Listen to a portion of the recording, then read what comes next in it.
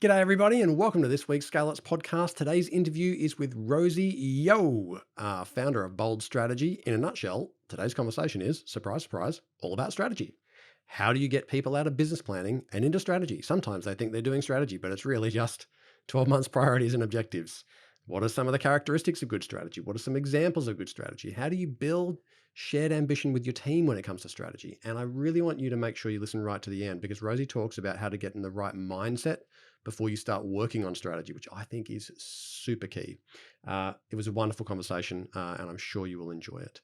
But before you do today, my guess is that you're actually listening to this podcast for one of two reasons. Either because you are in love with my sultry chocolate voice. Okay, it's not super likely.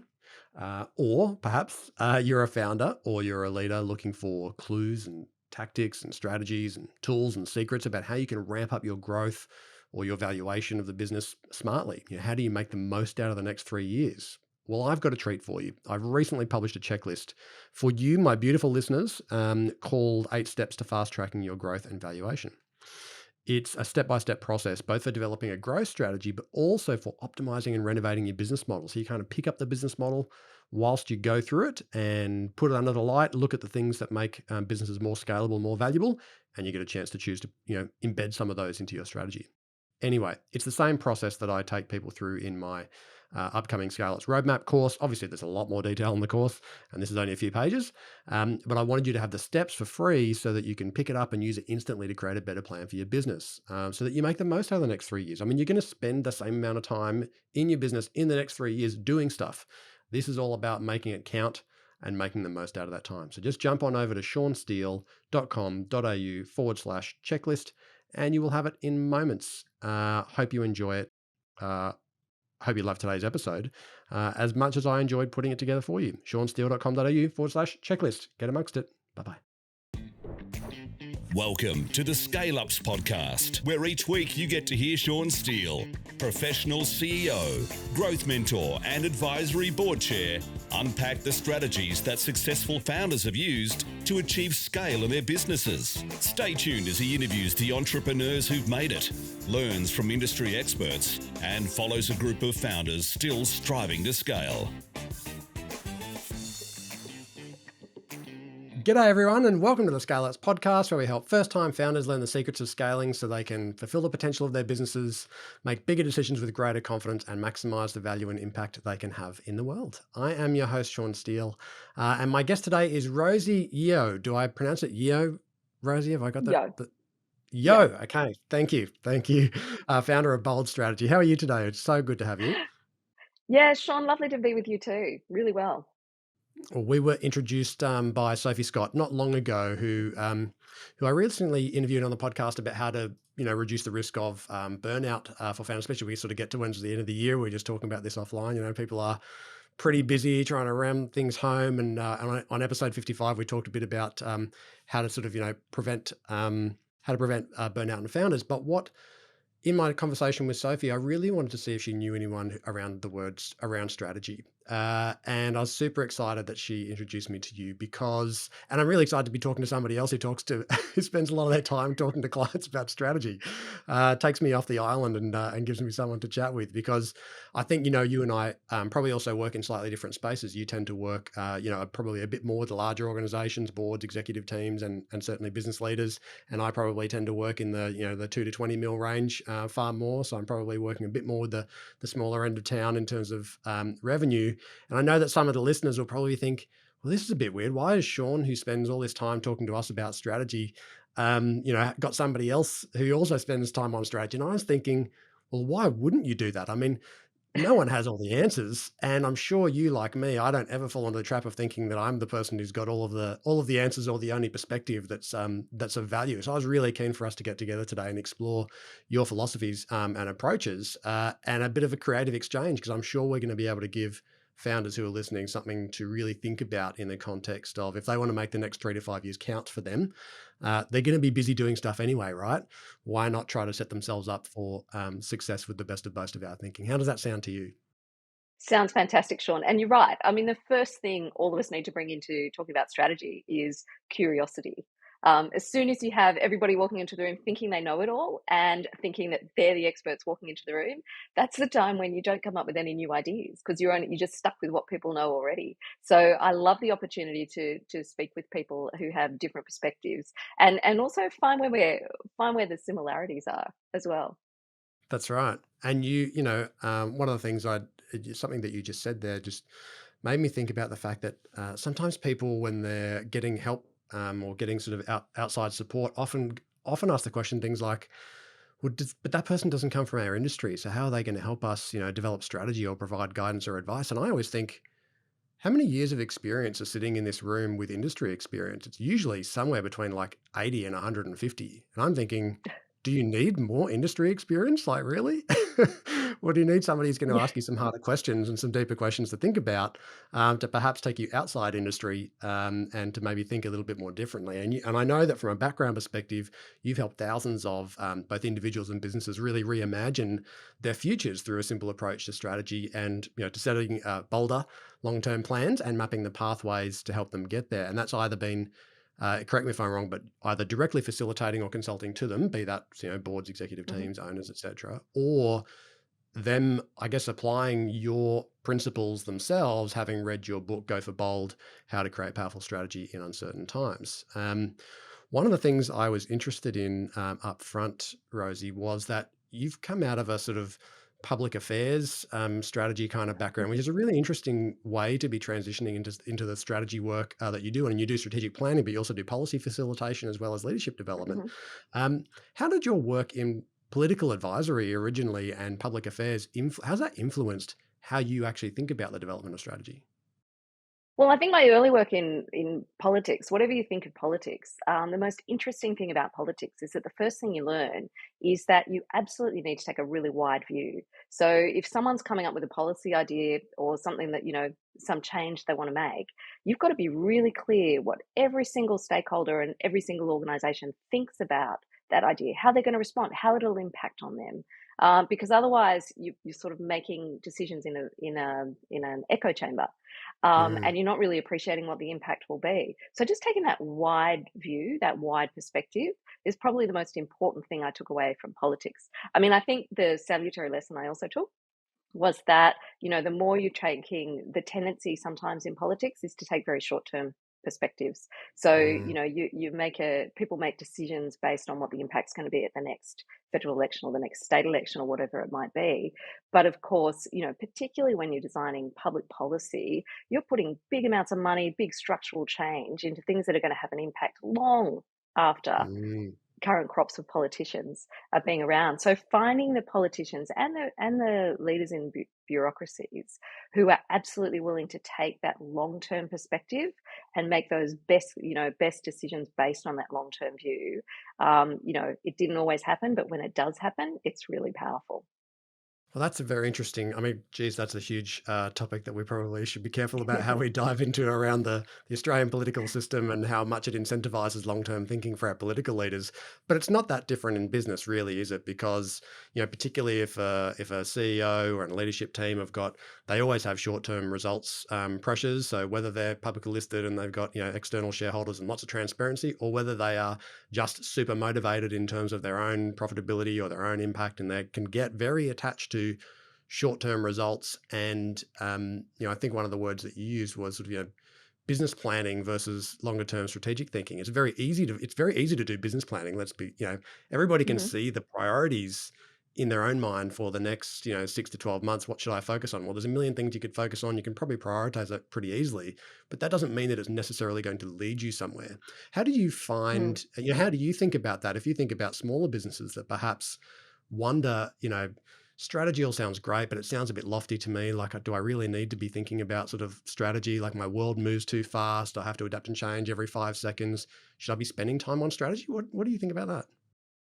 Yeah, well, the short answer is yes. The longer, yes, you should absolutely, it doesn't matter what the size or scale of your business, you should absolutely be clear about what your long term strategy is. But there's a few reasons for that. I mean, I think the first thing to say is that all of us, um, particularly people who run their own business, of course we're opportunistic. You see opportunities, you want to grab them. You see a new avenue opening up, you want to make the most of it. That's part of being entrepreneurial, which is fantastic. But if you want to build a business or an organization and succeed over the long term, you really need to view the world through two distinct lenses. So the first lens is that long-term ambition. What do you want to achieve in the next, what do you want to create by the next 5 years, 10 years? How do you want to change the world or your little part of it? And part of the reason why we do need that long-term ambition, no matter what the scale of your business, is that just by giving yourself the gift of time, by looking further ahead, you actually give yourself permission to raise your ambition too. When we're looking further ahead, we can sort of open our minds up to more possibilities and we can get excited about all the options. We're not kind of constrained by the here and now, what's right in front of us.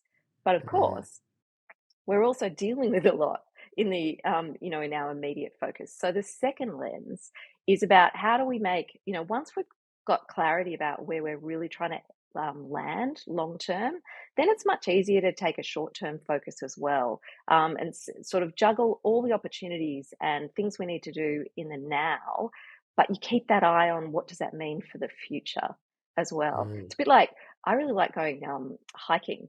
And a few months back, I went hiking with some friends in the Flinders Ranges, actually amazing, beautiful part of the world down in South Australia. And, on one of the days when you're hiking, you're heading to this big mountain. And, we went with a guide and we were bush bashing quite a lot of part of the way. And, that ultimately you're heading for this big mountain that's going to have a spectacular view on it. But one of the days in particular, most of the days, we were just walking through these dry creek beds. So you're stumbling over, loose rocks, and it's really beautiful. But after a few hours, people started to get a bit fed up with it. Like, when are we going to get out of this riverbed? And you actually forget that there's a mountain just over the side. And if you only focused on exactly the rocks you're stumbling over right now, you lose sight of where you could go. And of course, the guide all of a sudden goes, okay, out of the riverbed, we're heading over there. He knew an entirely different route to get up to the mountain because he'd been that way before, and he knew exactly, and he kept that focus on where we were heading.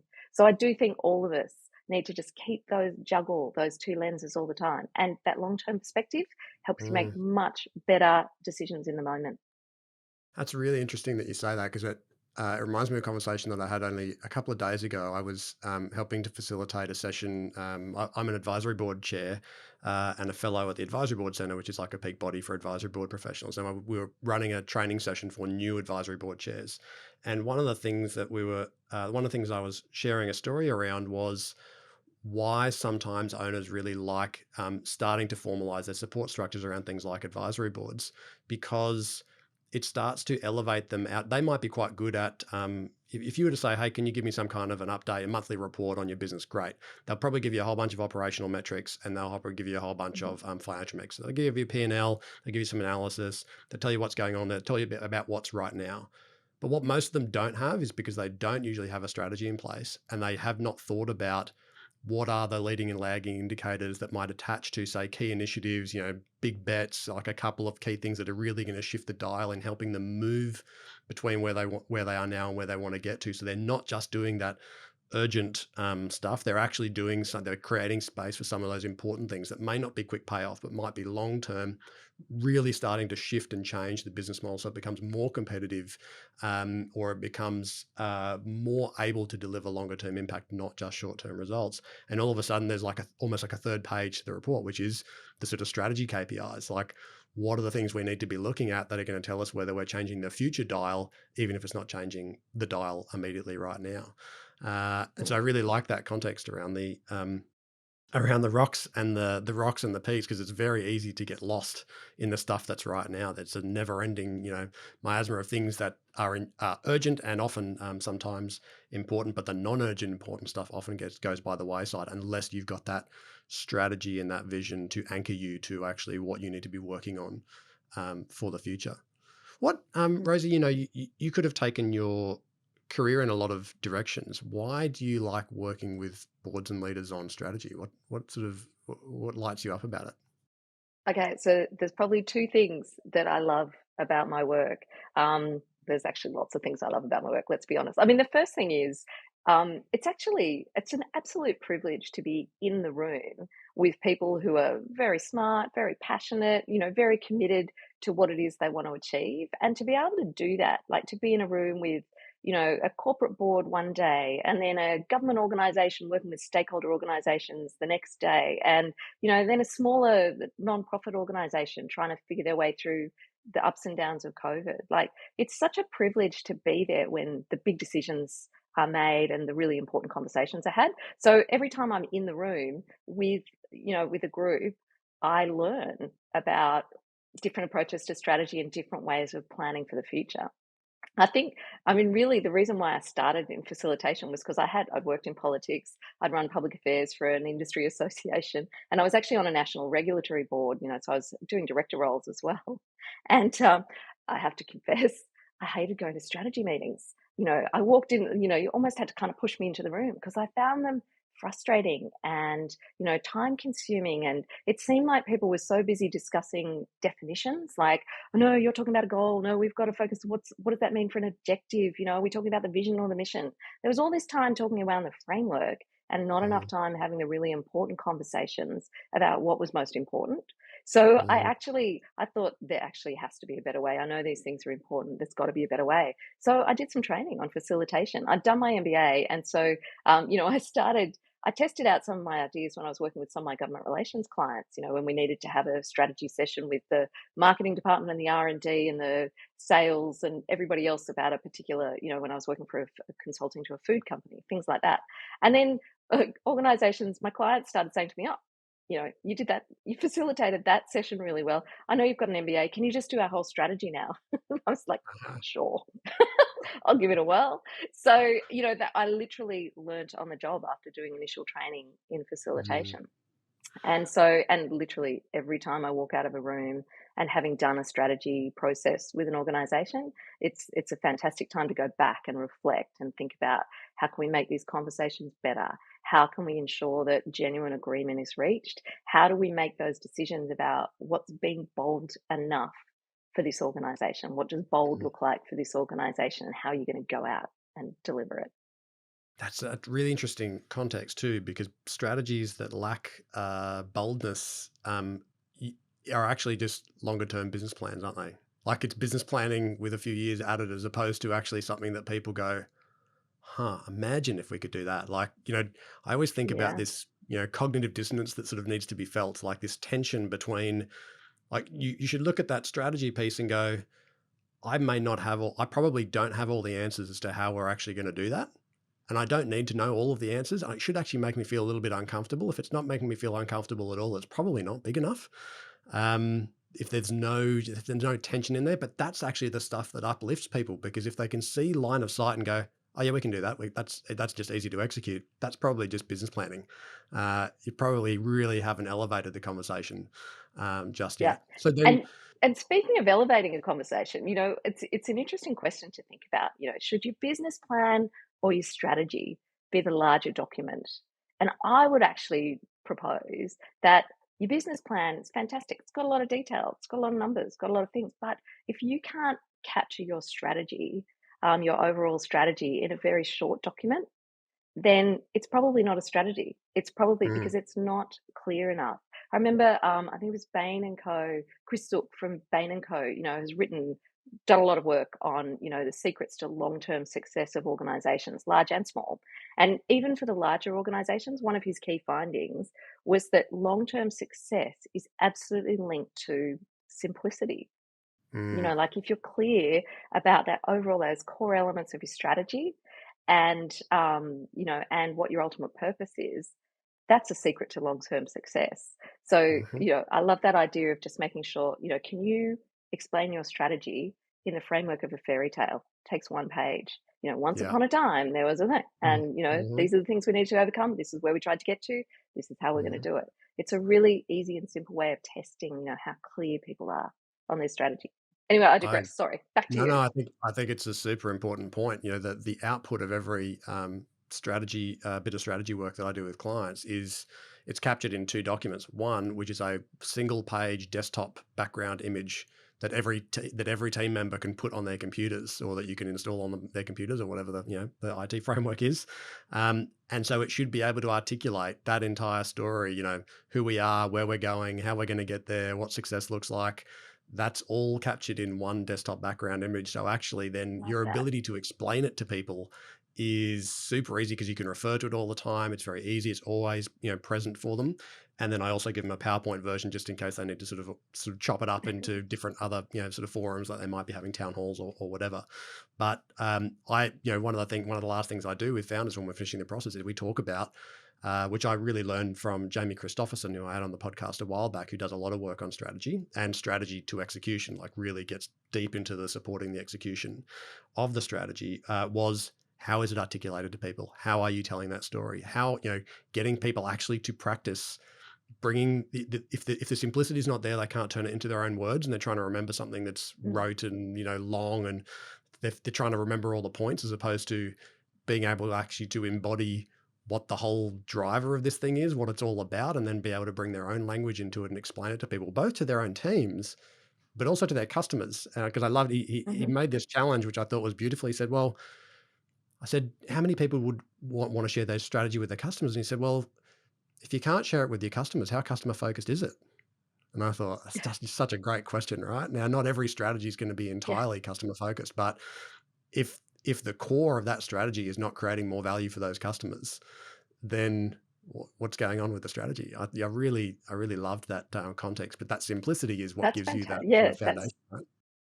it's so powerful. And actually, as you're talking about conversations with customers, I think the other thing that we picked up during COVID is that you can have some really interesting strategy conversations with suppliers as well. Mm. So I do a lot of Mhm. work in the business events space, and they were absolutely hammered when everything shut down. But I saw some really interesting conversations happening between, well, actually competitors, but also between, providers and suppliers, of how they could work best to solve some of these problems and provide alternatives. And I think it made us realize that the more you actually are able to, of course, you don't want to share every element of your strategy with every single person that walks through the Sure. door, Mhm. but getting a better understanding of some of your key suppliers, their strategies moving ahead, sometimes you can find some really interesting opportunities to help both of you get further along the road as Yeah, well. So it's worth absolutely. thinking about those trusted partners wherever they are along the value chain. Absolutely. Well, you're both, you're interdependent, right? Like their success relies on you Yeah. as yours does on them. So what do you think then are some of the characteristics of good strategy, Rosie? How do you think about that? So I think of good strategy as having three key things. First of all, at its core, there's a great idea. You're really clear about how you're going to differentiate yourself, how you're going to achieve long term competitive advantage, whether that's in what you produce or provide, or whether it's in how you do it. But there's got to be that core element, that certainty of what it is, at your core that's really special for you. And the second thing is there needs to be a clear pathway. How will you overcome the hurdles and maximize the enablers to bring that great idea to life? And that third element, there needs to be a far horizon. So you do need to have that sense of ambition that's shared with everybody in your team, so that everybody understands and signs up to what that long-term vision of success is. I would say Mm, those three things are absolutely core. I love that, Rosie, because one of the things that you and I talked about in our exchange before we got on the call was, Mhm. that, and you said right up front, what you and I are going to have some similarities and some differences. And so I thought, geez, Rosie's probably going to turn this question back on me, so I should probably think about what my answer is as well. And the Bingo. first three things I wrote, well, I wrote about 4 or 5 questions. Like these are the questions that I'm asking myself at the end of, and asking my founders. Is it going to move us materially to closer to fulfilling our purpose, our potential, and in line with our values? So that's your long term, part of your that long term Mhm. orientation. Second, does it adequately connect the A, if A is now and C is the sort of direction? Does it adequately connect it, considering the environment we're operating in? So to your point, does it kind of make logical sense as a pathway? And third, does it make us a more competitive business, not just a bigger one? So your point about that, the uniqueness and the specialness, and will it actually build competitive advantage, is really key to me. And then I have two more questions that I'm asking. One that I stole from Jamie, which was this three gods test that he came up with, which I really loved. That he was sort of inspired by these three Hindu gods, and it's around the concept of renewal. and that good strategy fundamentally has 3 ingredients as part of it. It has the stuff that's new and that's sort of new coming out of the ground, the seeds, etc.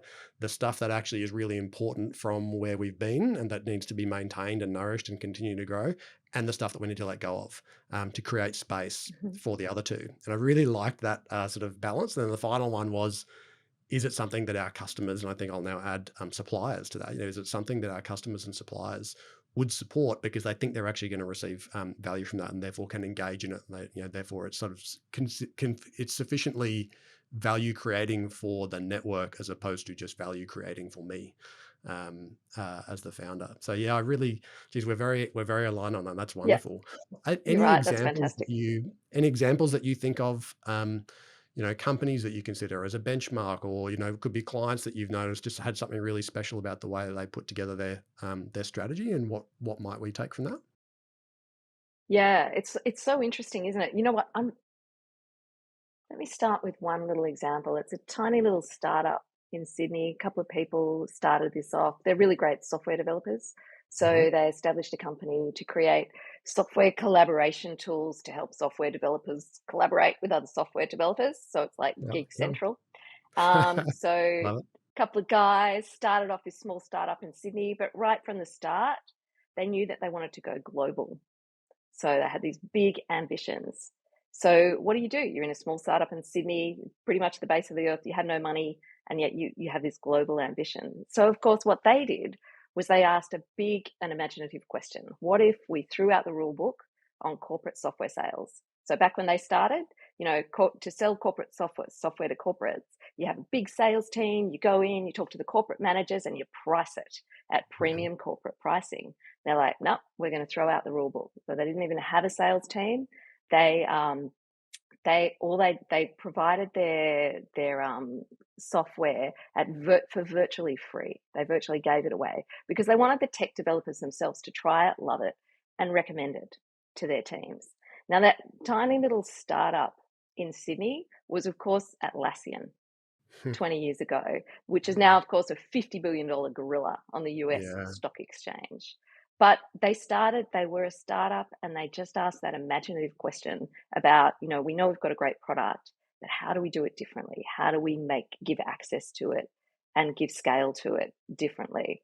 So I Mm, think that's a fantastic and inspirational example for all of us about just asking that yeah. what if question as part of your strategy is so valuable. But I did want to mention one other too. A Yeah. wonderful woman I've done some work with, a wonderful organization, Suzanne Hotman, who's actually she started Dignity, which is a non-profit organization.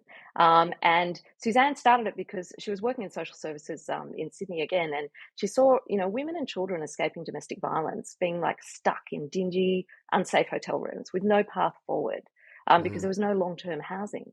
So she decided to establish a non-profit organization called Dignity, and that they had a really clear vision. Their goal was to end homelessness one person at a time. So that was their long-term ambition. But how do you do that? We all know how complex the issues are. So her core strategy was that they were going to completely transform the time it took for people who are at risk of homelessness to find secure long-term accommodation.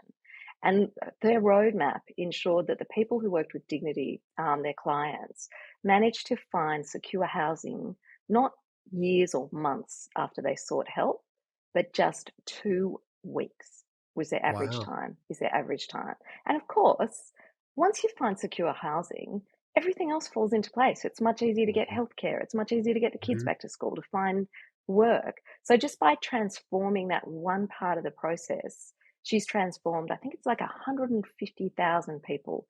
Dignity has now helped start that journey out of homelessness. And it just Wow. started with that really bold ambition for change, but also a very clear focus on what the difference was with how they were going to achieve it. Mm. I love that. What a great example. And to your point, that's such a one of the things it says to me is that she had such an incredibly deep understanding of the problem. Like, that's almost like there's one part in this whole thing that in the way that everybody's attacking it that's just stuck or that needs to be sort of slightly shifted, which can really unlock a lot of value. One of the examples that I really like in terms of strategy is actually an organization that I'm an advisor too, which is the advisory board center. Now, so they've got their own advisory board. So they, they walk their own Love talk. that. I'm not the chair of that advisory board, but I'm one of the advisors on the advisory board. It's a small, for purpose company, but it established itself. This and the reason for this strategy for me is about, like understanding your category and who you're going to be in that category. So not Hmm. just seeing a category or a bit of white space and thinking, oh yeah, I can compete there. But what these guys did was, probably 10 years ago, they noticed that there was all this. Actually, Louise, the founder, had an advisory board herself, and it had helped her exit her last business. And it was really instrumental in helping her think differently and be challenged as a founder in terms of how she built this business. Anyway, had a great experience, looked around and went, there's this sort of there's all this love and and there's regulation, but there's also standards and peak bodies for company directors. And then you've got all these sort of consultants and individual advisors and stuff down the bottom, but no one's professionalizing the advisory sector. And they looked at this, they sort of saw advisory boards were really fast growing, they were proliferating all around the world, and they thought, but no one's actually playing a market making kind of role here. Like, where are the people who Hmm. are actually setting up the standards? And option one would have been, advisory boards are a big growth opportunity. Let's do advisory boards and let's build a kick-ass advisory boards type business. But what they decided to do was actually to go into establishing a peak body and set the standards. So they're building the frameworks, the ethical, the best practices. They are certifying people to a quality level so that there's brand reputation being built in the advisory board sector for people who've got their certifications and qualifications. But what I liked about this is that they actually have a 100-year plan. They're building the business in such a way that it's enduring and it will sort of proliferate on its own through a kind of network effect globally. They're already in 20 countries. They're only about probably 5 years old. They're now in 20 countries. They're really making fast headway. And it's because they've elevated the conversation and they've chosen to be a sort of market maker rather than a competitor in the market and to let Rather than everybody a else do service that. But it provider. was Yeah, really came that's down to like one fantastic. small question, like who do we want to be in this category? Do we want to be in with everybody else and just trying to outcompete, or do we actually want to set the market and sort of almost design it? And I thought that was a really interesting upfront question, which has driven some really incredible outcomes for, I think, in terms of creating value for founders who now got access to people who undertake best practice methods and so on. Pretty cool model. That's great. And those questions, asking the right questions and taking the time to think about all the possible answers. This all takes time, and I think that's one of the things people kind of back away from strategy, partly because some of them just find it Mm, therese and boring, which I totally don't accept if it's done well. yeah. But I do think that people kind of consider it a bit of a luxury, like yeah, we're going to go on the offsite and going to, it's not a luxury, it's a Mm, necessity. Like, if you don't give yourself the time, not just to get your data together, but to allow yourself, that imagination and the opportunity to wonder and just ask a range of questions and consider mhm. things from a few different perspectives, you're not giving yourself the best chance of success in the Yeah. long I term. always, as we said up front, if you think about the next 3 years are going to happen anyway. Like, you're going to be doing stuff. You'll be super busy, no question. Like, stuff's going to happen. You'll be creating things. You'll get results. Like, something will happen. So it's not a question of like, oh, what am I going to do if I don't have a strategy? But it's quite, the question is, how impactful is that 3 years or 5 years of work going to be? Like, where is it going to be leading to? Will you actually have a materially different, stronger, more competitive business that's better able to fulfill your potential and your impact, or will you just be bigger?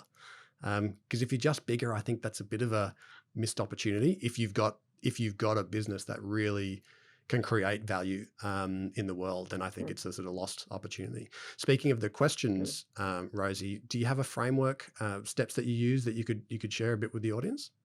Yeah, absolutely. So, the first thing I'd say is that the quality of the conversation we have about strategy is way more important than which framework you use. There's 100 different frameworks that you can use Hmm. if you want for strategy. I tend to start with my clients trying to figure out with them what are the big questions they need to answer. So when we talked earlier, Sean, about the fact that every strategy answers some core questions, and sometimes I work through these with clients. Who are we, where are we now, and where do we want to get to, and why does that matter? And then how are we going to get there? What are the hurdles, what are the enablers, and what are the best strategies to move forward and achieve it? How will we know when we've got there? But sometimes organizations don't need that full strategy, the full sort of process all the way through. Mm, Sometimes they may have already set the strategy a year ago, but they've come up against sort of two big questions, so kind of narrowing it down, not just doing the same framework every year, I think is helpful for organizations to Mm, think a bit more yeah. clearly at the start about, no, what are the questions we need to answer for ourselves in our long term this time, not Yeah. just what are the ones, sometimes you need to test and change, but sometimes you need to narrow in a bit on some of the big questions, like, but I find that helpful. So I do frame every session with a client slightly differently, but I Mm, do, of course, have a very handy 5-step process, which includes those big questions that we talked about. Happy to provide for the show notes or mention that on my website, there's a free download of that framework great. at rosieyeo.com.au/resources. So yeah, Rosio.com.au but I forward do slash think, I resources. mean, I'm sure Awesome. you find the same thing. The frameworks are helpful, but they're not the be all and end all. It's giving people the space, the time, and the trust to be able to Mm. ask some crazy questions. I think that's really important. It's an important context. The space that we're creating for people to have these conversations is super important. If they don't feel like they can be, if everyone in the room doesn't feel like they can actually be vulnerable and come up with some crazy ideas, you're going to get business planning. You're going to get logical, Yeah. sequential. Yep, we've done this, and the next natural step is that, and then the next natural step is that, and you're like, that's not necessary. That's not where you may go through a really creative exercise and actually come back to what you're already thinking. If that's the case, great. If the quality of the questions were good and it challenged your thinking, if you come back to the same thing, fine. If that's the best strategy for your business, there's no default sort of best way of doing anything, right? But to your point, it's about what's the Mm, quality of the conversation. And I, mm, to your point around how our similarities and differences. A lot of my founders have similar. I tend to attract people who are very growth focused and who are in that 2 mil to 20 mil range. And so I think there's probably some commonalities that, to your point, that you'd find in many strategic planning frameworks. You're going to be designing your future. You're going to be looking at the external environment, like kind of, the conditions that we're going to be operating in. You're going to be coming up with some kind of key, really key pieces that you're probably going to double down on. You're going to have some kind of an execution plan and maybe a financial plan that goes with it. What I've done in my process that I tend to do with founders that is unique for them, designed for that kind of market, is also to really dig into sort of picking up the business model itself and the positioning of the business and actually almost holding it under the microscope and optimizing it as we go, because most of my founders are designing strategy because they want to maximize valuation and exit options for them over the course of that period. So we're therefore looking at all the elements of scalability. We're looking at their commercial model. We're looking at, do they have mhm, recurring revenue streams? Do they have, sticky sort of switching costs for customers? Do they have the right cash conversion cycle? We're kind of looking at all these pieces that help them optimize the business as they go. So they're setting a path in the context of where they want to get to and the environment, but we're also trying to pick up and refine the business in the process of doing strategy, which unfortunately means it takes a little bit longer. And so, a yeah, lot of clients will go, "Hey, that's great. Can we do like a strategy day?" I'm like, I don't really do yeah. strategy day. Sorry, I know I'm probably annoying because it's going to take a bit longer than that, but it's the robustness, to your point, of the conversation, the ability to step back and really ask some hard questions of them and of yourself to see, so that whatever the simplicity is that comes out the other side, it's been informed by good quality thinking. And that's actually what you've said there sparks me too when I'm thinking about, going to a strategy day and turning up to a strategy day. I would also say that strategy is not done in one day. You embed these conversations. I mean, of course, you have your offsites, and it's really important to take that time. But Mm, embedding those conversations throughout the organization is really important. And I think the other reason why we need strategy processes, particularly with entrepreneurial founders, is that sometimes some people's brains work so fast. They're so strategic. They're so imaginative. They can kind of take 2 leaps forward before, while everyone else is trying to catch up. And you yeah. actually need to walk through the process with everyone in the room so that you're bringing the rest of the team with you, because otherwise you can run the risk that someone's way out in front, but the people who are actually going to need to deliver it, they haven't quite got there yet, and they haven't been given the time and space to get there and to understand the steps between, if you like. And that's how you get, I sometimes talk about it as being strategy alchemy. So there's this magic that happens when you blend three things. So you need your information, your data, or an analysis, but you need to blend that with imagination. So being more Hmm. creative and thinking, asking some creative questions, but then that shared ambition that everybody sort of Mm, understands and signs up to. And if you have the time and space to get all of those three things blended together, that's when you get a really powerful strategy. mm. Well, because when you think about it, and I love that. I love that third piece around the shared ambition, because you can come up with any strategy you like as a founder, but the question is who's going to be implementing it. And Mm. if you can't sort of have your team embody that because they understand it or they feel like they've been part of it in some way, and they may not, that doesn't mean they're all sitting in the room. Like, okay, if you've got 200 people in your business, you don't have all 200 people sitting there in a workshop. But if you can't bring them on that journey, and I used to get caught out by this, I used to get pulled back by Nicola, my group people and performance leader. She was awesome at going, hey, Sean, I know you're like 3 steps over here, but actually we haven't taken this group of people on that journey yet. So we need to come back and and go through that process with them. So I used to get caught on that plenty in sort of executive roles, but getting those people on board and having them really embody it and understand it's critical, because they're the ones who are actually out there implementing it. And if they don't get it, they also can't evolve it and they can't give feedback on it because they don't understand the drivers as to why, or Yeah. whether maybe some of the assumptions that we made are not actually playing out that way. And there's what they're seeing in the market or seeing with customers suggests that maybe we were ill-informed, or the landscape's changing and we need to know about it. If they don't get why it was in the first place, they can't give you feedback as to where it needs to be changing or where it might need a tweak or some modification either. And they can't make decisions in the moment. Like all the day-to-day stuff, those decisions are not going to be made with that long-term view in sight because they don't really understand it and they haven't signed up to it. Rosie, So you even in do, a small organization, I do think that. yeah, no, sorry to cut you off there. I agree with you. What about, a couple of last questions. Boards versus executive teams.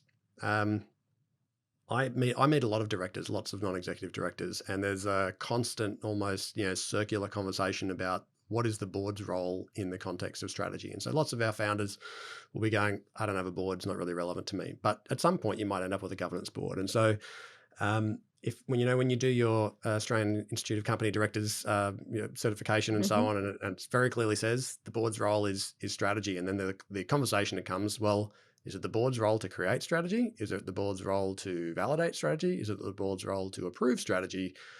What are you finding in the market? Because you work a lot more with boards than I do. What do you find boards believe their role to be, and what do you think their role is in the context of strategy for it to be effective?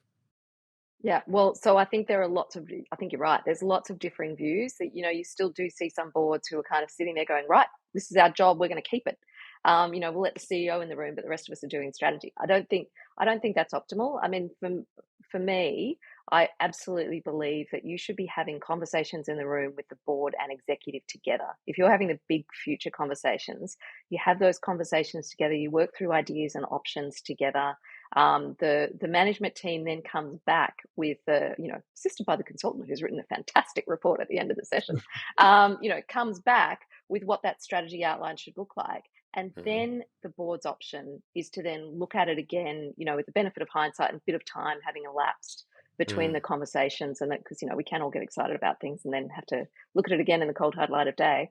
And then the board can sort of make that decision or go back to and provide that expert advice. But I do think that having people in the same room at the same time, again, it's about this is how you get shared ambition that people understand and sign up to. So Mhm. it's got to be cooperative. And yes, That's the sort board of has the ultimate sign off. The board can can make changes, make suggestions down the track, but at least have those conversations together as part of the process. what I like about that is it kind of that's true diversity and inclusion in action, right? Like that's getting the Mhm. best of all the minds you've got available to be part of the input, even if not everybody is responsible for the output. So I really like that. There's plenty of organizations where, the CEO will develop strategy maybe with their leadership team and just present it to the board. And some organizations where the board's are essentially coming up with it, maybe with the CEO, and then they're sort of telling the leadership team, this is what it is, get on with it and execute it. But I think that's a really nice and optimal blend if you've got a quality board and I think also the right relationship between the board and the leadership team. But that's how you Mm, build relationship too, right? Like, that's an incredible process to get yeah. some incredible depth, both functional or technical expertise, along with, much deeper industry experience or broad, corporate director sort of experience to And inform. can I add one thing in there too? Because I Please, do yeah. also see that sometimes, and again, just trying to get the optimal approach to this, sometimes people assume that that means that if you've got the board and executive in the room, that means your strategy day is going to require the first 4 hours will be presentations from the executive team to the Oh, board. yes, And that's not a constructive all-in strategy. Yep, everybody needs to have the information on the table, but that's not a strategy meeting. That's a presentation, series of presentations. yeah, Pet yeah. bugbear. No, yeah, no, I couldn't agree more. Yeah, that's not exactly Yeah. a live and engaged conversation. That's you're almost, it's like you're presenting a board report. Okay, what do you guys think? It's like, hang on a second, now we're going to spend the next 4 hours after that debating the presentations rather than actually working on the future. Yep. Really nice. Last question from me, Rosie. Is there anything that I haven't asked you that you really wish that I had? Because, quite often it's easy to miss things in these conversations, and sometimes you're thinking, I wish you'd ask that question because people really need to understand that. What if I missed something? So the thing I love to talk about with people is how do you get in the right mindset to create a great strategy? Because it's actually, people think as long as you've set the date and you've got the agenda and off you go, you've brought in the experts, whatever it do. But that's not actually of course you need to do all that thing. That's the, organizational side of it. But you actually need to, and we talked about it earlier, just give yourself permission to take some time out to make sure that you're casting your mind more broadly than what's right in front of you and what you know, Mm, that you're actually bringing in some additional people or you're asking some additional questions that help you sort of ask yourself and ask members of your team, what if, to bring in that imaginative side of things, to also focus on what about, look further ahead, look at all the enablers and hurdles and other things that, are not even predictable right now, sort of cast the net a bit wider, and then always end it and be willing to end your strategy sessions with thinking about what matters most. So, you talked about it with your process as well, being prepared to let go of some things and just narrow in on the really important things that are going to make the difference. We can't do everything, so we mm. do need to, part of strategy is about learning to choose.